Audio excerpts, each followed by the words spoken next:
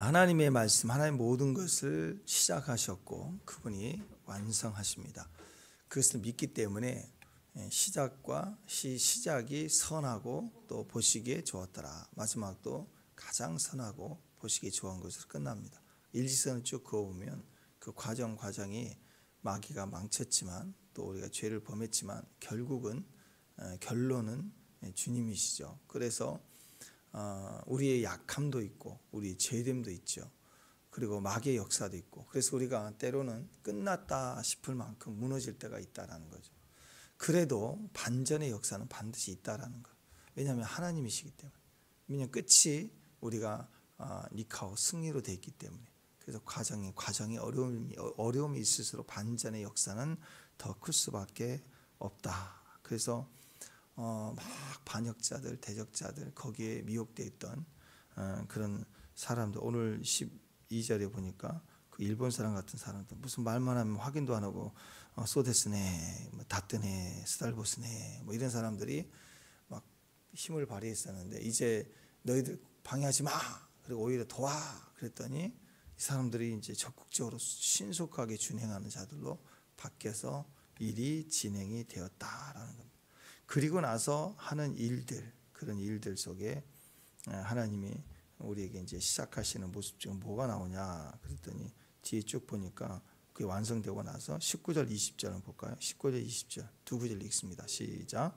사로잡혔던 자의 자손이 첫째 달 14일에 유월절을 지키되 제사장 레위사는 일제의 몸을 정결하게 하여 다 정결하니 사로잡힌 자의 모든 자손과 자기 형제 제사장들과 자기와 유월절 양을 잡으니. 자, 뭐가 시작이 돼요?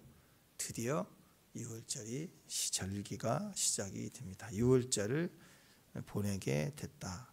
성전 봉헌, 이런저런 우여곡절 방해도 있었지만 성전이 지어지니까 드디어 유월절이 시작이 됩니다. 유월절을 보내게 됐습니다. 그러니까 우리는 성전이 완공되고 또 우리가 거듭난 백성들, 돌아온 백성들은 반드시 시작이 이제 유월절이에요. 유월절. 그러니까 이스라엘에게서는 생각할 수 없는 게 유월절이에요. 첫 번째는 할례죠. 할례는 구별된 하나님 앞에 이제 거듭난 거라면 그런 의미라면, 유월절은 예배의 시작입니다. 모든 예배의 시작. 우리가 예수를 믿고 거듭나고 구원 받았지만 그걸 땡이 아니죠. 그건 주님의 은혜이고 은혜 위에 또 은혜가 있어야 돼요. 우리 삶의 승리가 있어야 된다. 삶의 구원이 있어야 된다. 그것이 바로 시작이 예배인 것입니다. 그래서 자기를 이기지 못하면 예배를 드릴 수가 없어요. 예배에서 무너지는 거예요. 예배에서 막히는 거예요. 근데 내가 나를 이긴 자들은 지금 두들겨 맞고 감옥에 갇혀도 거기서 예배가 풀어지는 거예요. 예배가 살아있는 것이 그게 진짜 승리자의 모습입니다. 요한계시록의 그 모습 보면 전부가 예배로 가득 차 있죠. 아멘. 예배로 가득 차 있는 걸 봐요. 그게 승리자의 모습. 그 속에서 주님이 영광을 받으세요.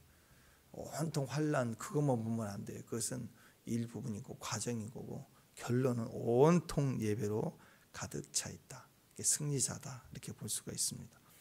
그래서 유월절을 이렇게 보내는 것이 핵심인데, 자, 우리가 성전을 짓고 성전이 되어져 가는 과정에 평생 우리는 유월절을 보내는 예배자의 삶을 살아가는데, 유월절을 지킨다, 유월절을 보낸다라는 의미는 그 유월절의 행사를 보내는 과정에 우리에게 여러 가지 의미를 부여해 주고 있어요. 그 뭐냐면 축복받은 사람들만이, 예배자 구원받은 다른 사람들만이 유월절을 지낼 수 있거든요. 이방인도 유월절 지낼 수가 없어요. 할례를 받아야 돼요. 은혜로 구원을 받아야 되는 거예요. 축복받은 백성에게 있어서 유월절, 그럼 제일 먼저 어떤 의미가 있냐? 양을 잡아서 피를 바르는 거. 그것은 뭐예요? 구별된 거예요. 피가 있어야 세상과 구별된 백성이에요. 나는 세상과 구별됐습니다. 하나님의 백성입니다. 피가 있습니다. 예수가 있습니다. 이 얘기거든요. 그래서 반드시 유월절을 보내기 위해서 정결 의식을 해야 돼요. 그래서 매 유월절마다 나 할례 받았어 하고 오게 되는 게 아니라, 할례는 할례고 대제사장부터 시작해서 다 정결 의식을 해야 되고, 일반 백성들도 양을 잡아다가 의식을 행해야 됩니다. 양을 잡아먹고 피를 바르고, 그래서 정결 의식을 해야지만이 돼요. 그래서 구원받은 백성들의 첫 번째 부르심은 정결함, 거룩함이에요. 거룩한 백성이 되라. 지금은 피를 직접 양을 잡아서 바르질 않죠. 그런데 예수님이 유월절 양이 되셨기 때문에 우리가 매 주일, 매 순간 피를 바르는 것처럼 매 순간 예수의 피를 주장해야 돼요. 내 삶에, 우리 가정에, 교회에 매 순간 예수의 피를 주장해 나를 거룩하게 하고 부정을 씻어내고 그런 의미로 주 앞에 서야 됩니다. 그러니까 구원받은 백성이 첫 번째 부르심이 뭐냐? 유월절이 주는 유월절을 시작했다. 유월절을 보냈다라는 의미의 첫 번째 의미는 거룩한 자가 되라. 성별의 의미가 있다라는 것입니다. 또한 유월절 때 그들은 마지막 애굽을 떠나기 전날 유월절 피를 바르지만 동시에 양을 잡아먹고 어떻게 했어요? 고기를 먹으면서 행복하게 즐거워했다고. 떠나기 전날 떠나는 날 즐거움으로 미리안이 태물은 치며 떠나왔잖아요. 그러니까 즐거워야 돼요. 예배의 요소 중에 하나가 즐거움이다. 그렇게 얘기죠. 있습니다. 세 번째는 유월절 여기서 보니까 모든 예루살렘에 돌아온 이방인들과 함께 그 이방인들 회심자들, 이방인들 그냥 떠돌아다니는 이방인들이 아니라 할례받고 회심한 이방인들도 혈통은 다르지만 그들도 함께 유월절에 참여했습니다. 그러니까 유월절의 의미 속에는 뭐가 있냐면 이방인들에 대한 성교의 개념이 들어가 있는 거예요. 혈통을 따지고 끝까지 유대인이 아니다, 족보가 없다 이런 거 아니라 믿으면 누구든지 유월절에 참여할 수 있는, 잔치에 참여할 수 있고 구별됨에 참여할 수 있는 길을 준다. 이 세 가지가 제일 강력한 유월절의 메시지입니다. 이것을 드디어 유대인들이 돌아와서 시작을 했다. 그게 유월절입니다. 첫 번째가 정결함이라고 그랬죠. 성별되는 거. 10가지 애굽의 재앙이 있었죠. 피게이파 피, 도금의 흑장, 피, 개구리, 피게이, 파피, 파리, 피부병, 도금의 흑장, 독, 종, 우박, 메뚜기, 흑암의 그 재앙이 있었고 마지막 장자를 치는 것이 있었죠. 자, 이런 10가지 재앙. 자, 이것을 통해서 우리가 보호받는 길은 이 과정에 이 심판을 보호받는 환난을 보호받을 수 있는 길은 피밖에 없어요. 예수님밖에 없다. 구별될 수밖에 없다. 그것입니다. 자, 그래서 20절에 보니까 제사장들과 레위 사람들이 일제히 정결하게 했고 그리고 나서 유월절 양을 잡았다. 그리고 나서 했던 것이 유월절 기간 동안에 그 다음날 일주일 동안 무교절로 지내죠. 무교절은 뭐예요? 빵에다가 누룩을 넣지 않는 빵을 먹는 거예요. 빵에다가 누룩을 넣어야 부풀러 올라서 식감도 있고 또 많이 넣으면 풍성하잖아요. 씹힌말. 근데 딱딱한 땅은 맛은 없습니다. 근데 누룩은 여기서 상징하는 게 부풀리는 거니까 죄, 허물, 세상의 찌꺼기 그런 거거든요. 근데 유월절 때 음식을 먹을 때는 그런 거 섞지 않는 거예요. 그냥 순수히 그대로 무교봉을 먹습니다. 그게 다 거룩을 상징하는 거죠. 그러니까 유월절을 지나온 사람들, 구원받은 백성들에게는 항상 거룩함, 그 다음에 정결함, 성별됨, 이것이 반드시 그 부르심이 있다는, 우리 거룩의 길로 계속하는 거예요. 거룩은 세상에서 말하는 손가락질 당하지 않는 행동을 하는 걸 말하는 게 아닙니다. 거룩은 하나님이 있어요. 거룩이 말씀에 대한 행동, 말씀을 따라서 가는 것, 말씀대로 지키는 것, 그게 거룩이죠. 말씀을 제끼고 내 생각에 사람들 여론에 또 사람들 판단에 좋게 보이는 것, 그게 거룩이 아니에요. 이걸 바리새인이라고 그러죠. 겉으로 보이는 것. 자, 요즘에 교회 안에 보면은 인본주의 또 세대주의적 그런 신학 이런 것들이 많이 들어와 있어요. 구원 그러면 어떤 사람 막 정치적 구원이에요. 정치적 구원. 교회 안에 막 외치는 게 정치예요. 정치적 구원.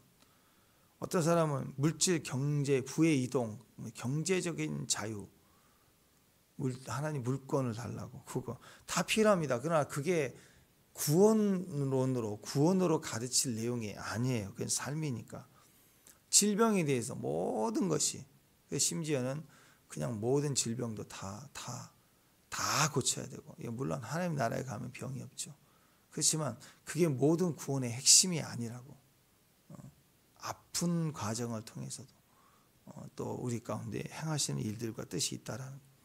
근데 구원은 딱 그래서 하나예요. 구원을 얘기하는 건 복음 안에 이 모든 것들을 하나님 우리에게 허락하시고 그것을 은혜로 말미암아 우리에게 누리게 하시지만 구원은 딱 하나예요. 구원은 죄로부터의 구원이에요.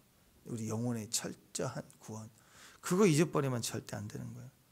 만약에 주님의 주된 구원의 핵심이 정치적 구원이다. 이 지금 좌파를 이기고 뭐 빨갱이 나라를 고친다. 맨날 태극기 들고 그게 주님의 핵심 가치라면 주님이 어린 양으로 오셨겠어요? 알렉산더로 오지. 혁명주의자로 오겠죠. 하나님 이 땅에 오셔서 하시는 일은 그의 부르심은 자기 백성, 죄인인 자기 백성을 죄로부터 구원하기 위해서 오셨다. 임마누엘, 그게 예수다. 그 뜻입니다. 이름이. 마태복음 1장 21절에 보면 아들을 낳으리니 그 이름을 예수라 하라. 그가 자기 백성을 그들의 죄에서 구원할 자이심이라. 예수란 이름의 뜻이 그거예요. 자기 백성을 죄로부터 구원하신다. 그러니까 죄로부터 구원받는 거 결국 거룩이죠. 우리는 죄로부터 구원받는 거룩일 뿐만 아니라 주님을 계속 붙들고 가야 되는 거룩한 삶을 살아가야 돼요. 성도의 1차적 부르심은 거룩입니다. 거룩. 물질이 막 회복되고 또 병도 다 나아야 되고 다 그렇죠. 다 좋은데 그건 부수적이라고. 부스러기. 하다못해 우리 믿는 사람 말고 믿지 않는 이방 여인 스로베네게 여인이 자기 딸 죽는 귀신들 죽는 그 문제를 빵에 부스러기 정도로 얘기를 했다고. 주여 개로 취급할 때 부스러기도 못나이다. 주님 하나님 나라의 그 어마어마한 능력과 축복에 비하면 병 낫는 거 귀신 쫓기는 거 아무것도 아닙니다. 그거라도 좀 주세요. 그죠? 근데 그냥 병 낫고 물질 좀 풀리고 그러면 난리를 치고 뛰는 게 아니라 진짜는 하늘에 우리 이름이 기록된 것으로 기뻐하라. 주님 그러셨죠. 구원이 너무너무 중요한 거예요. 가족의 안에 구원의 역사, 구별됨의 역사, 또 자녀들 향해서도 또 우리 형제 자매를 가족 친척을 향해서도 늘 기도해야 됩니다. 구원의 역사를 위해서 6월절에 첫 번째 부르심이 일어나도록 기도해야 돼요. 아멘. 두 번째는 즐거워라. 하루를 행복하게 하시기 위해서 부르셨다. 거룩한 삶이라고 하는 것은 재미없고 고리타분하고 매일 율법적으로 지켜야 되고 엄격하고 규칙적이고 그런 거 아니라고요. 절간의 중같이 살아가는 게 아니라고. 그런 분위기가 아니라요. 거룩은 즐거운 거예요. 걸림없이 자유한 거예요. 구원 이후에 우리의 부르심은 주 안에서 막 기뻐하는 거라고. 항상 기뻐하는 거예요. 22절 읽습니다. 22절 시작.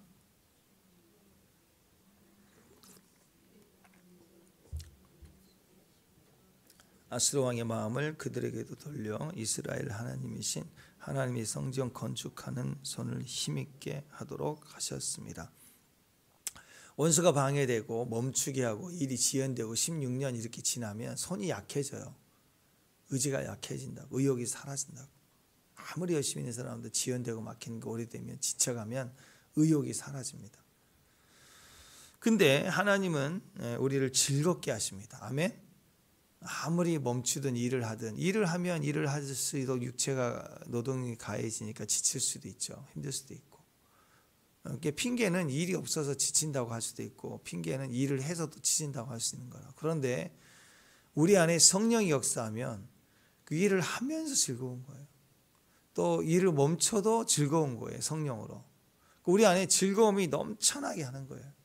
그래서 여러분 주일날은 두 가지 모습이 있잖아요. 어떤 사람은 아침부터 와서 저녁까지 죽도록 막 열심히 섬기는 거예요. 일을 막 주일을 그러면 일하는 게 있다. 또 어떤 사람은 주일날 일을 하지 말라. 그래서 직장도 안 가고 돌아와서 교회 와서 또 은혜도 받고 가는 경우 쉼의 개념이 또 있다는 거예요. 근데 둘 다 즐거워야 돼요. 교회에서 왔다 갔다 일하고 섬기지 않는데 즐거움이 없다. 그러면 그건 주일을 잘못 보내고 있는 거예요. 또 교회 와서 봉사를 해야 될 위치에서 이것저것 막 하시는데 땀도 흘리고 하지만 그게 즐거우면 그러면 주일을 잘 보내고 있는 거야. 수아보서 예린이 보세요. 어제도 보니까 얼마나 웃어요. 애들이. 애는 즐거운 거예요. 예배를 잘 드리고 가는 사람의 모습이라고. 즐겁다고. 주는 거 먹는 것만 해도 즐거운 거라고. 이 아이가 어른이 돼서 장성해지면서 믿음의 섬김을 할 때도 즐거울 거예요. 아멘. 그러니까 우리는 쉼을 얻을 때, 대접을 받을 때도 즐거워야 되고, 또 내가 봉사하고 섬길 때도 힘들다. 맨날 입에다가, 이 교회는 맨날 이러다. 진짜 입을 파스로 그냥 봉해버리고 싶어 나는. 그런 말 하는 사람이 있어요. 하면서 막 그러려면 왜 거기다가 일을 하면서 징징거리냐. 맨날 이 교회 저 교회 맨날. 그건 봉사를 하면서 스스로를 망가뜨리고 주변을 오염을 뿌리는 거죠. 거룩은요, 깨달아야 됩니다. 노동이 아니에요. 거룩은 즐거움이에요. 주일 힘들다고 막 하면서 주일 제끼며 집에서 잠만 자나요? 안 그래요. 제끼는 사람들도 힘들게 산에 올라가고요. 땀 찍찍 흘리고 올라가고, 딴 데 가서 막 뭐 마셔 들이대고 그런 데가 있다고. 쉬는 게 자기 말로는 힘들다고 하면서 더 힘든 걸 해요. 몸 장기 오장육부 막 힘든 거 한다고. 인간이 그렇게 악하다고. 그러니까 여러분, 우리가 오해를 하지 말아야 됩니다. 거룩은 즐거움입니다. 주 안에서 기뻐하는 거고요. 이게 거룩의 모습이에요. 거룩은 첫 번째 정결해야 되고, 두 번째 그 정결함 속에서 기뻐하는 게 두 번째예요. 정결함 속에서 막 기뻐하는 것을 맛보아야 돼요. 그게 거룩이에요. 그게 안 되면 정결함을부터 다시 확인해 봐야 돼요. 첫 단추부터 내가 구별된 마음이 없는가, 하나님에 대한 온전한 마음과 말씀을 가진 게 없는가. 거기서 틀어지기 시작하면 예배를 드리고 대접받고 같이 가는 게 즐겁지 않게 되는 거예요. 저는 이해가 안 되는 거예요. 주일날 우리 음식 너무 맛있잖아요. 그 음식 먹으면서도 웃지 않아. 그래서 난 바늘로 웃지 않는 사람은 찔러야 돼. 옆에서 아니, 그 맛있는 음식을 먹고 그렇게 맛있는 음식 앞에서 웃지도 않아. 인상을 쓰고 있다. 그건 문제가 있는 거죠. 구원받았지만 우리는 기뻐해야 됩니다. 기뻐하지 않았으면 구원을 이루어가는 삶을 살고 있지 않는 것이 될 수도 있습니다. 달란트 비유에서 보십시오. 5달란트 받은 사람, 5달란트를 남겼어요. 얼마나 칭찬받고 뿌듯했을까. 2달란트 받은 사람, 좀 작게 받았지만 2달란트를 남겼어요. 칭찬받았습니다. 그러니까 적게 받으면 적게 받은 대로, 많이 받으면 많이 받은 대로 최선을 다하면 되는 거예요. 근데 한 달란트 받은 사람은 뭐 했어요? 어떻게 했어요? 그것을 열심히 충성하지 않고, 뭐 옆에 있는 다른 종에 비해서 나는 하나만 맡기냐? 그리고 징징거려서 화가 나서 안 왔을 수도 있고, 이거 갖고 뭘 해? 일을 할 수 있어. 이렇게 징징거렸을 수도 있어요. 그런데 여러분, 한 달란트를, 금은 한 달란트는요, 시가로 지금 따지면 6억 정도 돼요. 아니, 주인이 6억 정도 사업자금 대주면서 좀 운영해 봐라 하고 줬는데 그 은행에다 묻어놓고 아무것도 안 하고 돌려준다고 다시 내놓은 것처럼 내놓을 때, 그죠? 은행이 아니라 어디가, 거기다 이자라도 받았을 거 아니야, 그랬죠. 그러니까 땅바닥에다 묻어놨다고, 자기 집에다 가지고 있었다고. 그러니까 이 악하고 게으른 종아 그러잖아요. 그에게 허락되는 축복이 없었어요. 그러면 2달란트나 5달란트 받은 그 종들에게는 허락된 축복이 뭐였어요? 그거예요. 내 주인의 즐거움에 참여하라. 이게 축복이라고, 축복. 그러니까 예배 드리고 주인 임재 안에서 웃어야 돼요. 기뻐해야 돼요. 맡겨주신 만큼, 성실한 만큼 보상을 받는다고. 아버지의 즐거움에 참여하게 하시는 것이 맡기는 것의 목적이에요. 그러니까 5개를 맡겼을 때도 가능하고, 2개를 맡겼을 때도 가능하고, 1개를 맡겼을 때도 거기에는 전 우주를 포함한 능력과 기쁨이 가득 차 있기 때문에 그 하나만 해도 그 하나가 주는 그 환경 속, 혜택 속에 아버지의 축복이 있다라는 거예요. 그러니까 무엇을 맡기든 우리 눈에는 사소해 보이고 작아 보일지 모르지만 거기에 충성으로 말미암아 그 보따리가 개봉돼서 우리에게 입혀진다고, 즐거움이 참여되게 되는 것입니다. 그래서 우리가 이 땅에서 어떤 것인데, 우리에게 허락된 내 신체, 내게 허락된 우리 가정, 우리 자녀들, 내가 계획해서 난 게 아니잖아. 하나님 주신 거잖아. 우리 교회, 모든 것을 통해서 성실하게 부딪히며 충성하며 거기에 주인의 즐거움에 참여하는 기회가 거기에 있는 거예요. 예수님을 통해서 우리에게는 그게 있다고.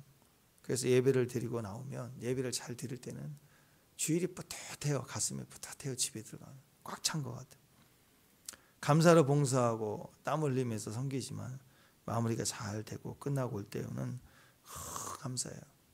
더 감사해서 어떤 분은 또 가면서 다시 돌아와서 헌금을 하고 하신 분도 있고, 마음이 그러니까. 또 선교 갔다 올 때도 준비하고 힘들고 어렵지만 갔다 올 때 공항 도착해서 오면 뿌듯해서 돌아온 기쁨이 가득 차 있다고. 이게 주인이 하나님 우리에게 주시는 기쁨인 것입니다.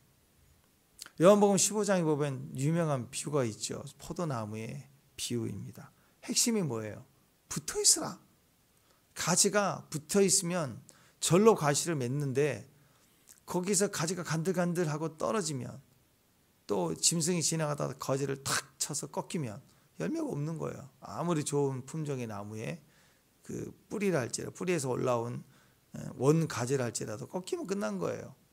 근데 돌감람나무 같은 그런 보잘것없는 외부의 감람나무도 딱 꺾어서 참감람나무에 붙여놓으면 그 양분을 빨아들이면 열매가 있어요. 풍성해지는 거라고. 그래서 여러분, 가지는 붙어 있어야 돼요. 포도나무에는 반드시 가지에 붙어 있어야 된다. 그래야 열매가 있다. 나무에 가지는 붙어 있어야 된다. 그러면서 주님이 요한복음 15장에 그 얘기를 하시는 거예요. 11절에 내가 이것을 너희에게 이름은 내 기쁨이 너희 안에 있어 너희 기쁨을 충만하게 하려 함이라. 세상에서 좋은 일이 있을 때 기뻐하는 거 말고 주님께 영으로 붙어 있기 때문에 육신의 눈으로, 육신의 손으로, 감각으로 기뻐할 일을 보고 기뻐한 게 아니라 육신은 가만히 있는데 영으로 접촉돼서 주님 안에 있는 기쁨을 우리에게 주셔서 우리가 막 기뻐하게 하는 일이 있대요. 아멘. 그러니까 좋은 일 있어야 웃고 그러잖아요. 그런데 기도하다가 갑자기 막 웃는 거예요. 그럼 뭘 의미하죠? 그분의 영이 지금 성령과 교통하고 주님과 접촉이 되는 거예요. 내면에서부터 기쁨이 확 올라오니까 갑자기 기도하다 막 웃는 거예요. 길을 가다가 막 웃어요. 일을 하다가 주님이 나에게 말씀을 생각나게 하고 찬양을 주시면 막 웃어요. 또 교회 안에 나는 어려워서 힘든 상황에서 교회를 나와서 예배 앉으러 뒤에서 고개를 숙이고 다 찬양하는데 고개를 숙이고 기도하는 척하면서 일어나지 못하고 있는데 시험 들었다 이거예요. 건들지 말라 이거예요. 그러면 어머 오셨어요? 그러다가 고개 푹 숙이고 이렇게 인상 쓰고 있으면 안 건드려. 괜히 건드렸다가 나한테 탓할까 봐. 그 눈치만 보고 있어. 왜 그래 몰라 기다려봐 옆에서 건들지도 못해. 무서우니까. 근데 그런 사람이 갑자기 그냥 우리 박 권사님 같은 앞에서 찬양하다가 막 지휘를 하시면서 하하하 그러면 뭐야 무슨 소리가 들려. 그래서 고개를 딱 들었다가 앞에서 막 춤추고 막 그렇게 기도하는 분들, 찬양하는 분들이 영에 탁 충만해서 하는 걸 보는 순간 그럴 때가 있어요.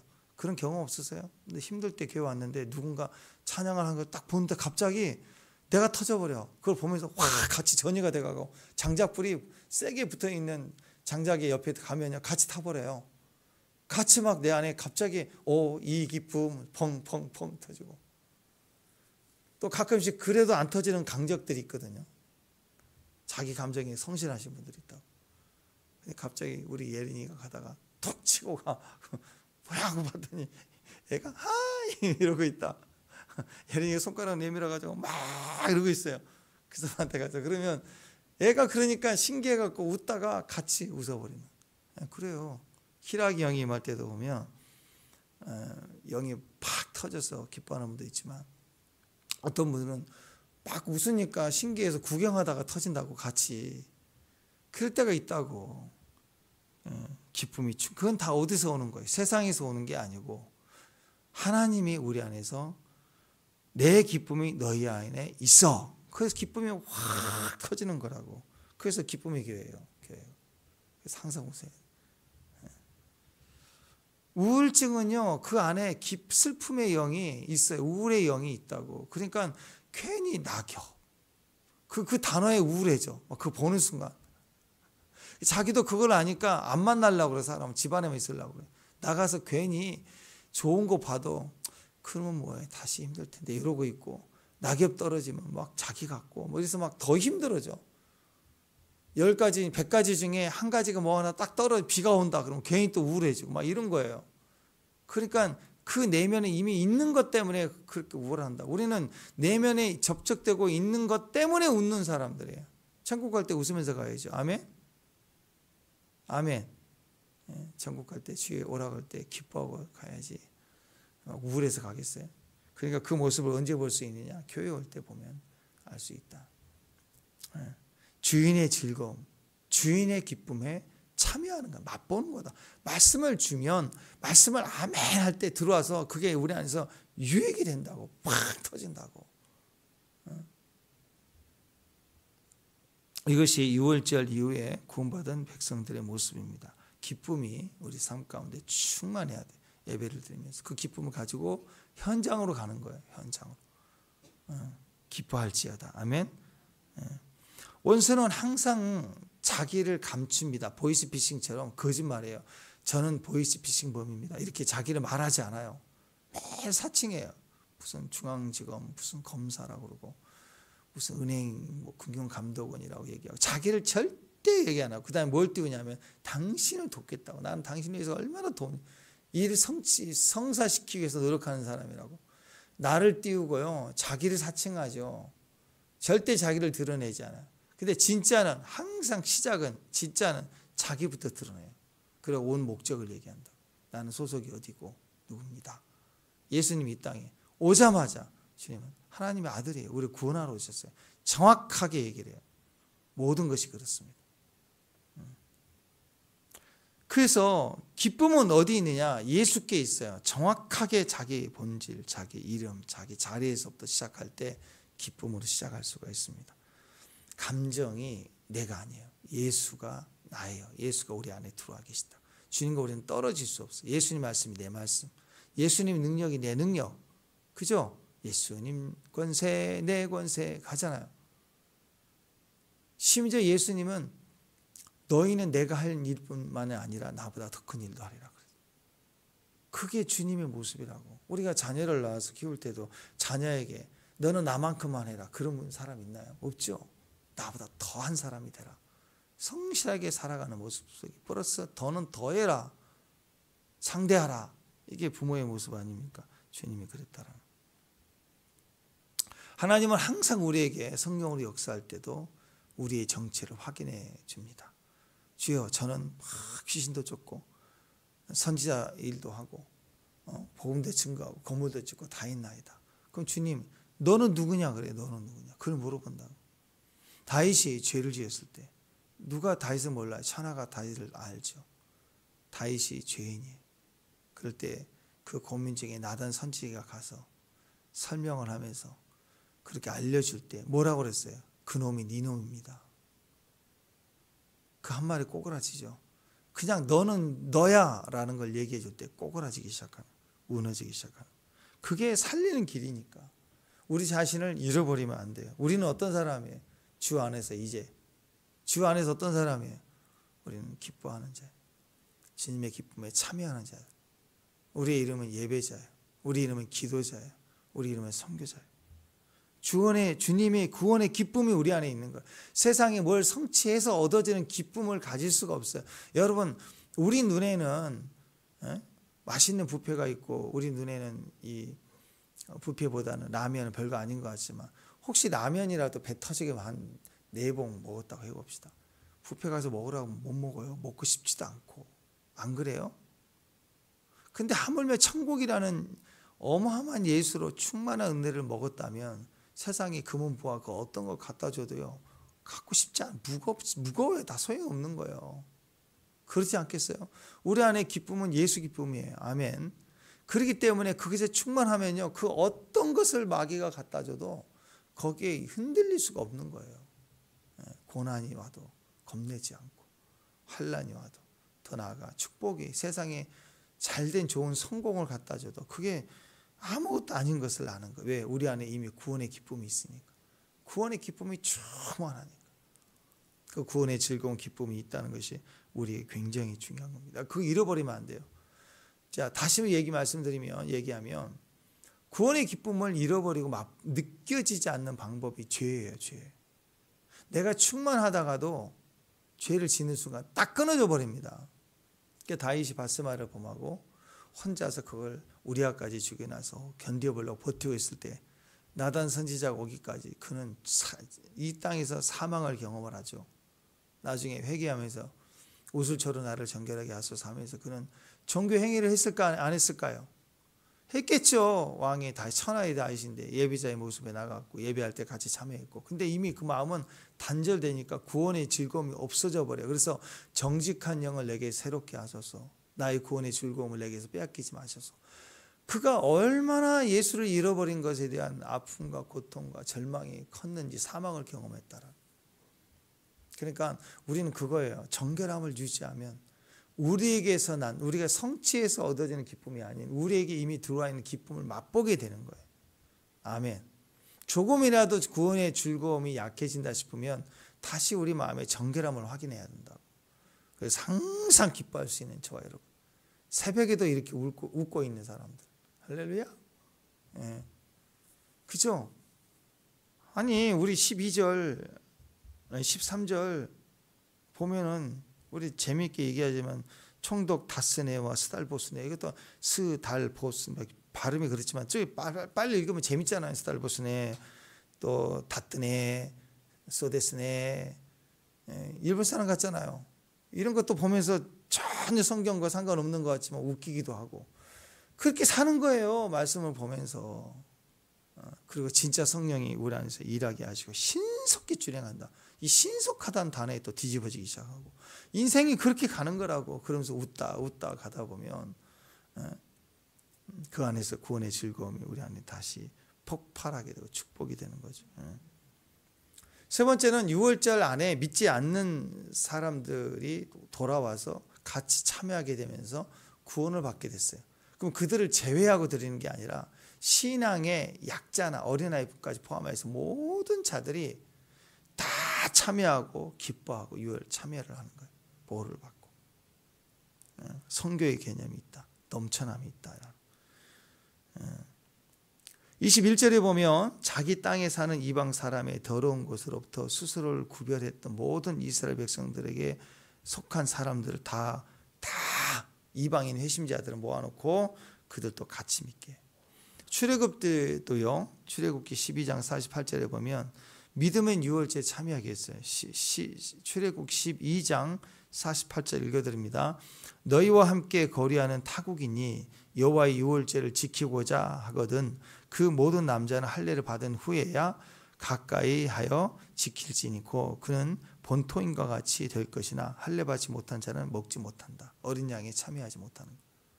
그죠? 이방인들도 나 참여하고 싶어. 그럼 할례를 받고 예수를 영접하면 6월절에 참여할 수 있다라는 거. 그러니까 우리 수아나 예린이가 오면 애들이 지금 지적으로 예수님을 알겠어요? 아직 모르죠. 말씀을 가르치고 신앙 이렇게 한다는 거 알게 모르잖아요. 근데 엄마 아빠 따라온 거잖아요 지금. 그런데 그가 이 안에서 같이 참여하고 기뻐하고 웃고 구원의 즐거움에 참여하고 한다고. 그게 축복이라고. 우리 막 기도하면 수아가 앞에 와서 막 이러고 뒤에서 하는 소리는 달라요. 앞에 와서 그러고 제가 여기서 빙빙 돌면 수아도 여기서 빙빙 돌더라고. 막 따라서 돌다가 여러분 기도하니까 모르시잖아. 막 같이 빙빙 돈다고 얘도 따라서 성령의 흐름을 타요. 얘도 이번 주 말고 저번 주는 막 여기 앞에 와서 막 옆에 있길래 가서 이렇게 안아가지고 주일날 예배 끝나고 기도할 때 기도해 줄 때 이경환 원사님 여기 계셔서 기도할 때 했더니 손을 내밀더라고. 그래서 손을 같이 내면서 둘이 양손으로 안수를 했어. 해도 따라서 한다고. 얘가 뭘 하겠어요. 그렇지만 영적 흐름을 따라서 기쁨을 따라서 막 괴로우면 하겠냐고 따라하는 거죠. 어떻든 우리가 이방인일지라도 믿음의 약자가 될지라도 부족할지라도 연약할지라도 우리는 다 참여할 수 있어요. 하나님의 백성이 됐다. 그러면 또 출애굽기 19장에 방금 그 말씀과 마태복음 28장 19절 20절에 보면 우리가 잘 아는 지상 명령. 너희는 가서 모든 민족으로 제자를 삼아 아버지 아들 성령의 이름으로 세례를 베풀고 내가 너에게 분부한 모든 것을 가르쳐 지키게 하라. 그 중에 유월절이 시작이라니까. 모든 것의 시작. 내가 세상 끝날까지 너희와 함께 항상 하리라. 그러니까 6월절의 시작은 모든 임재의 시작이고 모든 즐거움에 참여하는 거고 거룩의 시작이고 이걸 알리고 증거하래요. 이방인들에게. 모든 이방 사람들까지 포함해서 거룩에 참여하게 하라. 그거라고. 저는 어제 그 뉴스를 보면서 그 생각을 잠깐 했어요. 아니 한강공원에 중국 인민복을 입은 사람들이 막 빨간 오성기 비슷한 깃발을 흔들고 막 행진을 하고 한강에서 쭉 행진을 해갖고 막 군대식 제식들 이렇게 와서 하고 막 그래. 이게 사람들 놀려갖고 이게 뭐냐고 막 오성기 비슷한데 약간 비슷한 깃발에 중공기 막 그래갖고 막 신고도 하고 사람들이 근데 싫어하는 거예요. 이 나라에서 무슨 일이냐. 그랬더니 무슨 한중 무슨 교류 무슨 뭐 그 행사로 걷기 운동을 했대. 그래서 이렇게 했다고 하는데 막 그런 걸 들으면서 사람들이 막 긴장하고 싫어하는 거예요. 막 이렇게 이 나라가 이렇게 투표권을 주냐 뭐냐. 그래서 근데 한편으로 생각하는 게 그럼 어떻게 해야 되는가? 막 막아야 되는 트럼프처럼 막 법을 바꿔가지고 막 다 축출해서 중국 사람 보내야 되느냐? 뭐 그러지도 못하고 그렇잖아요. 다 나름대로 정해진 대로. 그럼 법을 바꿔야 되고 국회의원 바꿔야 되느냐? 저는 그게 아니라고 생각해요. 어차피 천국 가면 누구든 믿는 사람은 구원받은 거고 믿는 사람들은 천국이잖아요. 그래서 우리나라가 교회가 정말 정부에서 교회들을 키워서 교회가 막 보조금 줘서 교회를 운영할 수 있도록 막 기도할 수 있도록 오늘 그 왕의 조서를 칙령을 내려서 그렇잖아요. 예. 또 방해꾼도 방해하지 마. 세금쟁이들 세금 줘서 일을 하게 해. 유다 지도자들은 성전 짓는 데 신속하게 하라. 그러면서 기도 부탁하죠.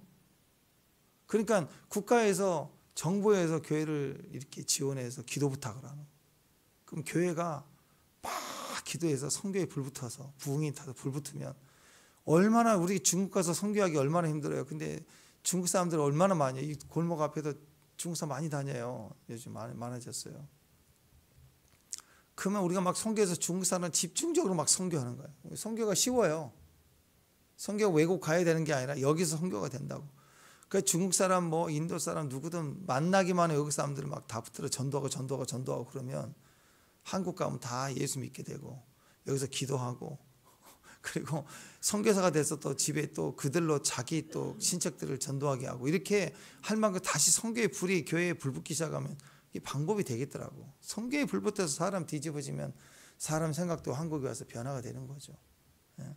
요즘 뭐 무인 그 아이스크림 막 다 털리고 또 외국인 노트북도 잃어버렸다고 그러고 막 보도 올라오는 것들 한국이 점점 보니까 다 중국 사람들이 막 잡아놓는 그런 사람 많이 생기니까 물론 한국 사람도 그런 사람도 있겠지만 이게 이제 점점점 이 문화가 두려워지고 또 이런 어려움들이 생기는 거 질서가 깨지는 걸 보면서 겁나는 사람도 있는데 저는 그거 보면서 그 생각했어요. 교회가 불 붙으면 다 해결될 문제인데 교회들이 막 뜨거워서 전도에 막 전도를 하고 이방 사람들 함께 예배 참여하고 같이 참여하자고 그리고 부르고 막 그렇게 되면 이게 답일 텐데 그런 생각을 좀 했어요. 6월절의 의미 중에 세 번째는 축복으로 기뻐하고 거룩된 축복 그리고 즐거움 속에 넘쳐나면 담장 너머로 가지가 뻗어나가는 것처럼 선교하고 구제하는 일들이 우리의 부르심 안에 있다라는 것입니다. 맞아요. 여러분 여러분 안에 그런 마음 있지 않나요? 믿지 않는 사람들도 아마 내면의 기쁜 곳에 그런 마음이 다 있을 거예요.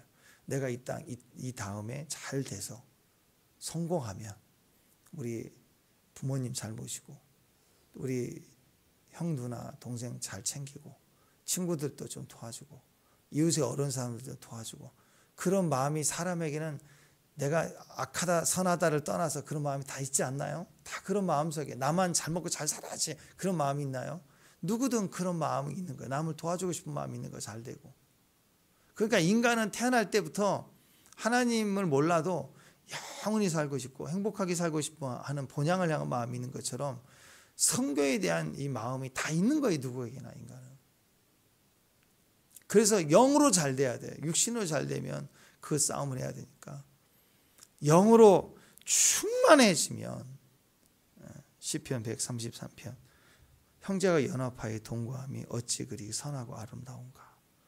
그래서 천국의 영광스러운 모습은 이방인들과 유대인들이 하나가 되고 약한 자와 강한 자가 다 형제가 연합해서 하나님 앞에 기름진 예배, 기름 부음으로 함께 들어갈 수 있는 거, 그거거든요.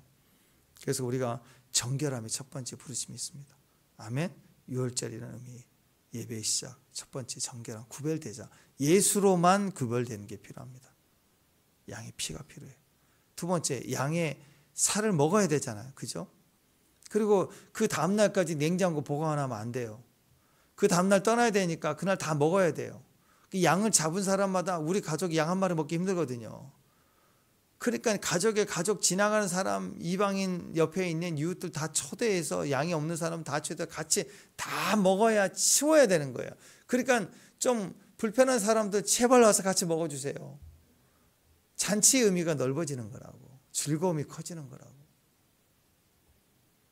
그 다음에 세 번째로 이방인들까지 포함해서 참여하게 하는 선교의 의미가 있다는 거. 이 세 가지를 가지고 우리가 예수의 큰 은혜의 사람들, 이웃을 향해 갈 수 있는, 고아, 가부, 나그네까지, 더 나아가 열방까지 갈 수 있는 선교적인 교회가 되시기를 주님의 이름으로 축원합니다. 아멘. 네, 기도하겠습니다.